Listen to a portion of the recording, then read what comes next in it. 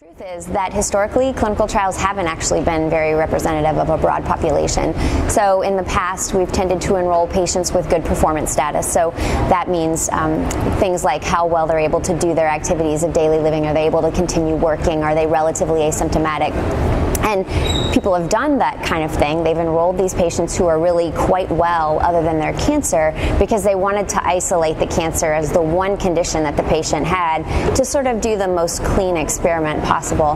The problem is when you exclude patients who are symptomatic from their cancer or patients who aren't able to work anymore or who aren't able to take care of their family, take care of their housework and things like that, then you get patients who don't really represent the majority of people who are actually being treated with the drug once it's on the market. There are other groups that I think we've excluded a lot in the past too, so that would include patients with metastatic involvement of the central nervous system, so brain metastases. It would include patients at extremes of age in either direction, so historically some trials limited patients over 70 weren't able to enroll, or pediatric patients weren't able to enroll.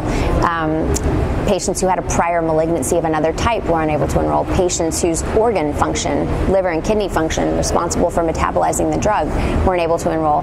And this resulted in clinical trials that took longer to accrue, that gave us results that were less generalizable to the sorts of patients that would be treated. So within the last 2 years or so, there's been a move to try to make our clinical trials more representative of the sorts of patients we see every day in clinic.